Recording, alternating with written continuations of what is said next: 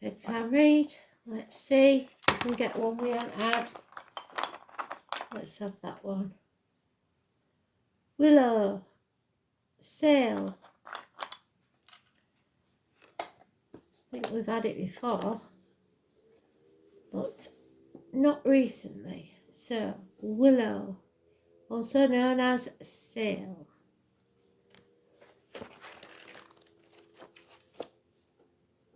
So,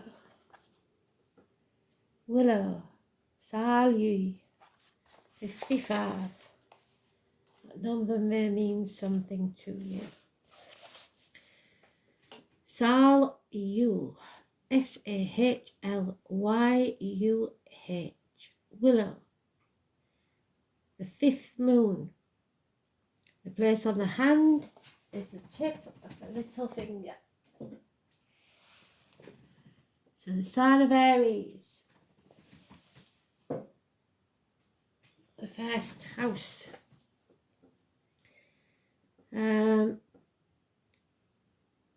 The colour, sadath, fine. The stone, ruby, pearl and moonstone. The bird, the seg or the hawk. The goddess, Hecate, Circe, Hera and Minerva. The symbols are feathers, so watch for those white feathers. The planet is the moon. Full moon is on the 8th of December. The metal is silver. And the day of the week is Monday, so Monday could be important. The musical note of B, and the message is enchantment. It symbolises death as changes and bringer of life. Lucky for journeys. The word Ogham is flow, hue of the lifeless, activity of bees, the beginning of honey. So we know the bees signify Manchester, don't we? But they may have some meaning to you, and someone in spirit may have a love of honey, or always called you honey. Flower essence is the willow or the wild oat. Scleranthus, Cerato combined. Willow is sacred to Hecate, Circe, Hera and Persephone, who are all death aspects of the triple goddess. The words Wicca, witchcraft and witches all possibly derived from the old word for willow. Druidical sacrifice was also offered in wicker baskets. Willow gave its name to Helicon, the abode of the 9 muses, so the number 9 could be important, who were orgiastic priestesses of the moon goddess. A willow tree grew outside Zeus's Cretan cave, where he was born. It is a tree that loves water the most, so the water signs. It is sacred to moon goddesses, givers of dew. The bark is good for pain, arthritis and rheumatic, so you may be suffering. It is the tree of enchantment. Willow is sacred to Minerva, a moon goddess. It is the season of Beltane. And Minerva is a pub where I come from, so it may have some meaning for you in another way.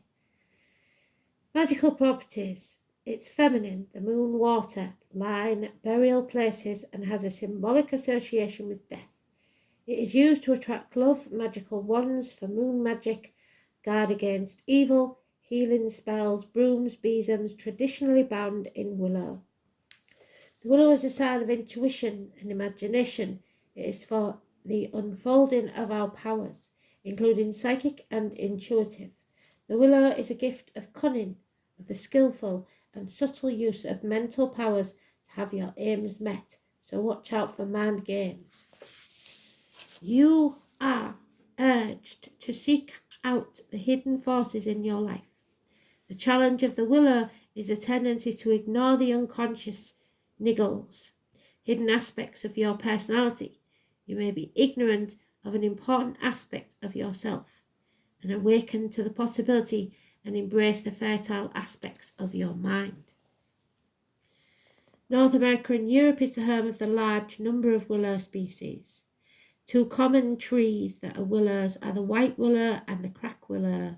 The white willow is named so because of its whitish undersides of its leaves, and the crack willow because its branches tend to crack off. Both grown along with poplars and alders besides lowland rivers. They can grow up to 80 feet in height, and they both sprout from stumps. Other willows are shrubs that grow along streams and boggy soil. I am a hawk on a cliff. For this lunar cycle, Imogen sings, I am a hawk on a cliff. So be ready to jump off that cliff. The hawk is the second of the 4 sacred animals to be mentioned in the recitation. Again, we are faced with the edge, a boundary between light and dark, halves of the year. It is in this cycle that we cross the boundary again, but this time it is different. Instead of a gloomy sea and the shore on which it pounds, looking into the uncertainty of darkness, we now look out to the sun-bright earth, and there sits a hawk of awakened consciousness. So by the time of Aries, the hawk is the final catalyst in the change from dark to light. It is her decisive, willed action that liberates our growth energy. So you're manifesting your own reality from confinement and allows this action-filled and fertile season of summer to become manifest. So from the spring to summer, we are feeling this in our desire for action. We gradually gather ourselves while germinating in the dark. So plan now for action in the spring. We have taken in the energies of water, air and fire, and now we are ready to take form, bursting out of our shells, expressing our own will to manifest what it is that we've been storing within ourselves. As this moon waxes, we see the boundaries in front of us. We see within our minds that which we are about to manifest. The hawk waits like a beacon, calling us to come forward and fulfill our desire. With the full moon, we are standing at the edge and have come face to face with the hawk of awakening. So by the 8th of December, let us identify with her and take on her limitless, boundless energy. Then as the moon wanes, let us follow her on our quest, enjoying the warmth of summer, growing into our fullness. Grab hold of this wondrous sense of adventure she offers. I am a hawk on a cliff, poised before the fray. In the dance of death, dance life. The hunter and the prey. Flashing feathered streak, wicked beak, swift as the eye can see, straining every nerve downward swerve in glorious artistry. Bright the open sky in my eye, but blood is on my breath. Thunder shakes the sky as I fly, in all of life is death. On the earth, in the air, through the fire and the water, I am skill, the willow moon's daughter. So use your skills. Hecate was originally said to be the daughter of Titans, so of giants, Perseus and Asteria. At a later time, her parentage was given as Zeus and Hera. The Greeks called her the Hag of the Dead. She was also called the Most Lovely One, which is a title for the moon. Hecate's home is the underworld, but she has power everywhere. She is a goddess of the moon, of the underworld, and of magic. Also, she is considered the protectress of flock and of sailors. The owl is her messenger, and the willow her tree. It is said that she rides a chariot pulled with dragons, so Cancer and those born in the year of the dragon. Hecate is also considered the goddess of crossroads. She belongs to the class of torch-bearing deities, so fire signs, and she is popular, carries a burning torch to suit the belief that she is a nocturnal goddess of the moon, as well as a huntress who knew her way in the realm of spirit. She is depicted wearing a gleaming headdress of stars. All the secret powers of nature are at her command. She has control over birth, life, and death. Because of her power is the 3 areas of nature, heaven and earth.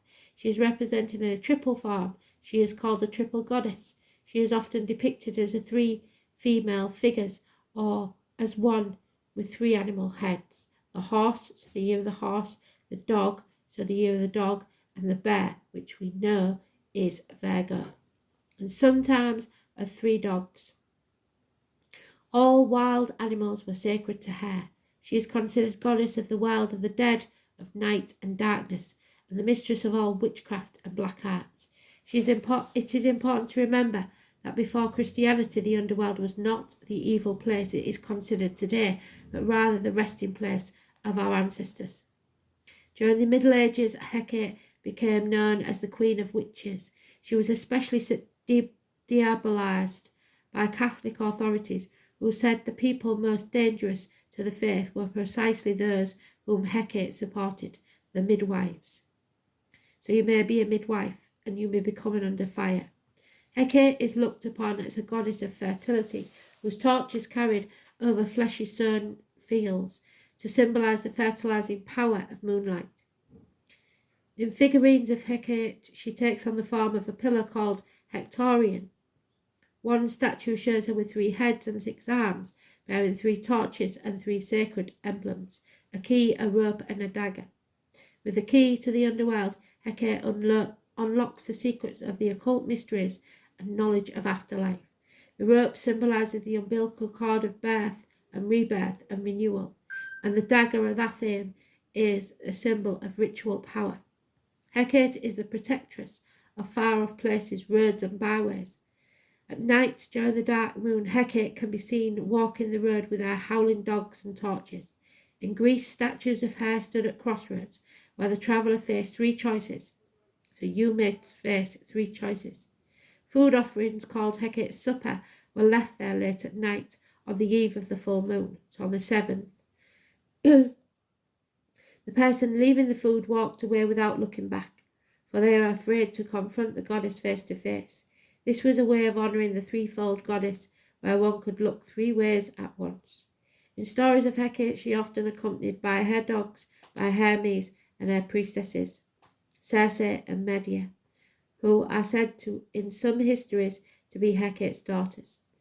Her dog, who is a sacred animal, was offered to her as a sacrifice. The appearance of a black howling dog at night meant that Hecate was near, and their barking announced her approach. So it usually signifies a howling dog, the chance of a passing, immediate.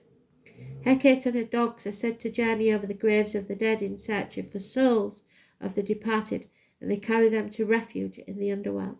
Hecate also enjoys the company of the Furies.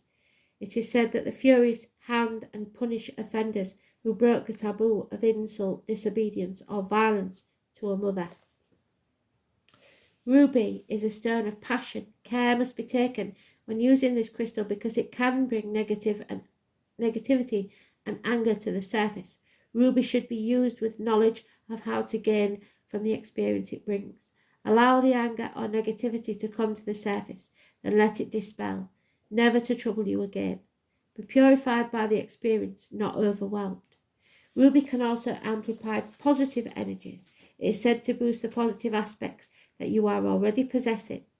Use this reserve of positive energy to help you overcome the negative energies that Ruby might allow to the surface. Ruby's vibrations energize. It is said to stimulate visualization and motivation. This effect can allow you to be more realistic in your expectations and more honest in your intentions. Ruby intensifies the life force energy that we all possess, stimulating the will to live and enhancing your innate survival instincts. They can help to cleanse and stimulate the heart and also help in matters of love. This effect includes the love of oneself. It can help you overcome the fear of rejection, allowing you to pursue love more openly. At the same time, it can help you gain control over amorous desires, tempering them with more realistic expectations. Physically, Ruby is said to alleviate chronic fatigue. It also may help overcome disease caused by environmental toxins. They are said to benefit the heart and circulatory system, to help detoxify the blood and body. Moonstone energies are soothing and nurturing. They can help calm and prevent overreactions to personal situations that involve your emotions. Moonstone energies are feminine in nature and they can help us all become more sensitive and loving. The subtle energies of Moonstone can help to open and cleanse your heart. They are soothing and healing up to the mind and emotions and body. Although Moonstone is seen as a feminine influence, it can also help balance aspects of yourself, making Moonstone a good choice for men who could benefit from being more sensitive and better able to express love. In India, Moonstone is considered sacred. It is said to bring good fortune, but more importantly, it is seen as a tool to promote spiritual enlightenment. Moonstone can help you become more intuitive. It can also boost psychic ability. Moonstone has a powerful effect on women's menstrual cycles. Women are cautioned about wearing or carrying moonstone at times of the full moon or when they are menstruating. The hawk is the messenger, attributed with responsibility. He teaches us to observe, receive signals, and grab any opportunity that comes our way. Hawk brings a connection with the far-reaching memory. Hawk is the ancestor soul. The sparrowhawk is about the same size as a kestrel and has similarly long tail, but its wings are rounded, not pointed tips, and are shorter if not fully extended. Whether soaring or gliding, sparrowhawks have a characteristic flip-flap glide action. After the kestrel, they are the second commonest raptor in Britain, occurring largely in areas where there are trees. They are not present on the Hebrides, Orkney, or Shetland Isles. Some birds occur on passage and in winter from the continent. So, be alert, be aware, see the bigger picture, just like the hawk, and be ready for any and all opportunities. Thanks for listening. May God bless.